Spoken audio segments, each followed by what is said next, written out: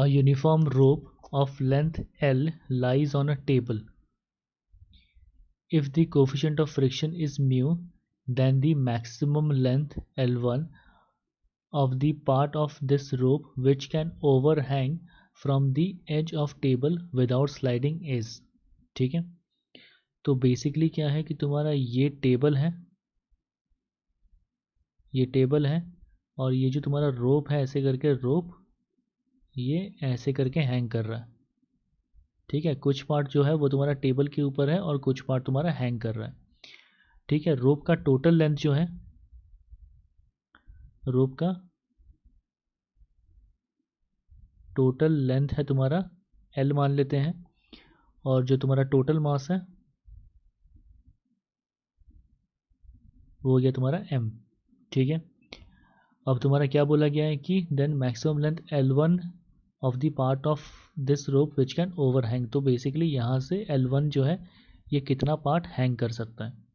ठीक है, इसको कैपिटल मतलब ये L लेते हैं. ठीक है, तो यहाँ से अगर हम मास पर यूनिट लेंथ निकाल लें, मास पर यूनिट लेंथ, ठीक है, तो lambda is equal to mass per unit length क्या हो जाएगा M/L. ठीक है, तो अब देखो यहाँ पे ये L1 पार्ट हैंग कर रहा है. ठीक है, मतलब यहाँ पे कितना पार्ट रह गया.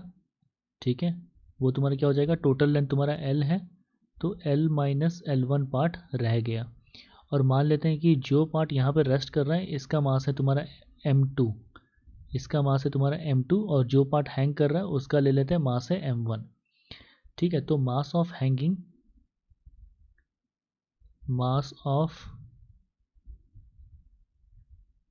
Hanging rope M1 is equal to क्या लिख सकते हैं, M/L इंटू L1. ठीक है, और मास ऑफ ये जो रेस्टिंग रोप है,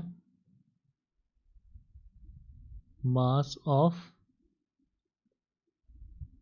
रेस्टिंग रोप. ठीक है, तो that M2 is equal to क्या हो जाएगा, मास पर यूनिट लेंथ कितना है M/L into L minus L1. ठीक है, तो अब देखो यहाँ पे M2 मास का वेट तुम्हारा नीचे काम कर रहा होगा M2G, और इसके वजह से नॉर्मल रिएक्शन फोर्स जो है N इधर जनरेट हो रहा है, तो N can be written as M2G. और जो फ्रिक्शन फोर्स है वो क्या हो रहेगा, यहाँ पे इसका वेट जो है नीचे की तरफ काम कर रहा है M1G, तो ये रोप का टेंडेंसी है राइट के साइड स्लाइड करने का, जिसको रोकेगा ये फ्रिक्शन फोर्स F. ठीक है, तो लिख सकते हैं that F is equal to mu into N. ठीक है, और ये जो तुम्हारा फ्रिक्शन फोर्स है it should oppose this force M1G.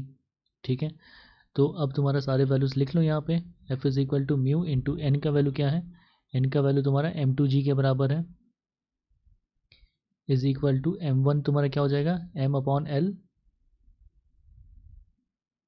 Into L1 into G, और G जहाँ कैंसिल हुआ, M2 का वैल्यू सब्सटीट्यूट कर लो. M2 का वैल्यू तुम्हारा ये है, तो mu into M/L L minus L1